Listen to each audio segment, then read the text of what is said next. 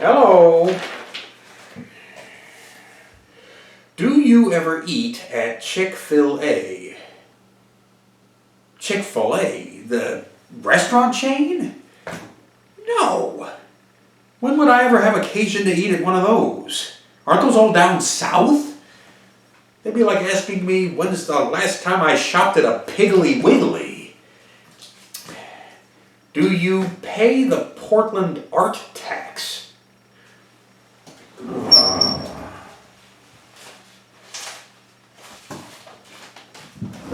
Would you by any chance be referring to this? Yes, as a matter of fact, I do. I didn't at first, like a lot of you. I figured it was one more Rose City scam to pick everybody's pockets. And then I happened to have a conversation with your Rum Rebellion cousin, Little Captain Dave, who, musically speaking, is an art teacher himself. And he told me that within the extended infrastructure of the school districts, that there are some areas which, owing to privilege, have vast revenues and resources for all of their creative classes, and yet that there are other areas which are underprivileged, which have hardly any budget at all, and that the money from these art taxes goes to those kids and supplements them with the funds to purchase art supplies. Basically, the money goes to the underdogs, the proverbial punks and skins of the equation. Yeah, this is legit.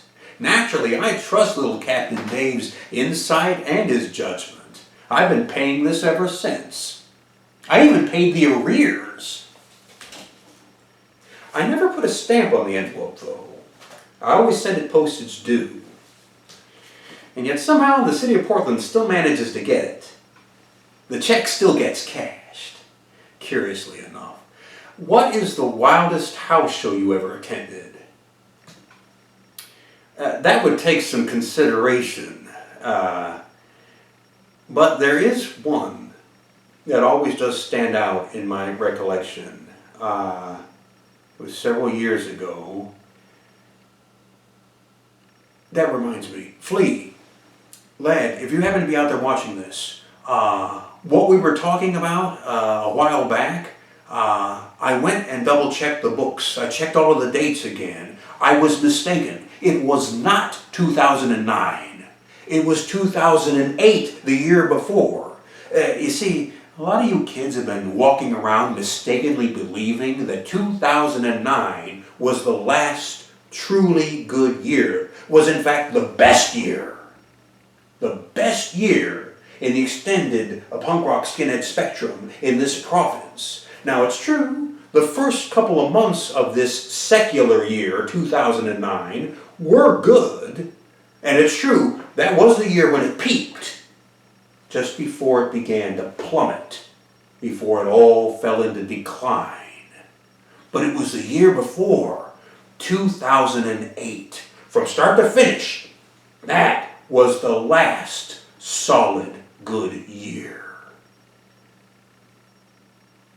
For those of you out there who might see fit to contest what I am saying unto you here and now today, I invite you, I challenge you to walk your punk ass over here to this house, and then I in turn will walk you through the entire lineage.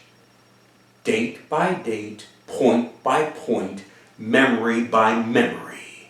I swear to God, I will have you weeping by the time you beg me to unlock this door so that you can crawl the hell out of here. 2008 was the last good, solid, hardcore, unified year for the punks and the skins in this city. Anyone who tells you otherwise is either a baby punk or baby skin who wasn't there, or is lying.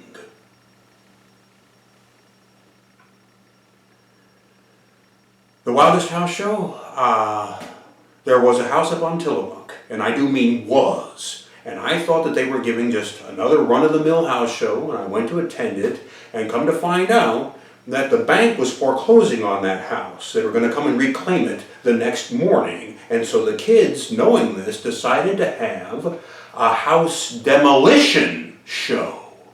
That's what it turned out to be.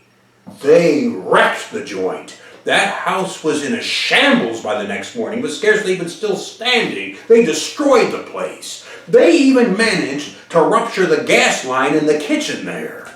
They almost blew the place up. Yeah, that was a wonderful evening.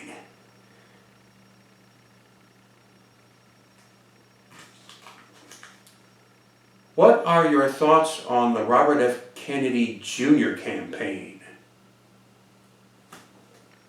Kids, as I understand it, you have one Robert F. Kennedy running for president in a way which is schismatically disrupting the Democratic Party. I have said it before, and regrettably I now must say it again. Have you a doubt in your head that the year is 1968?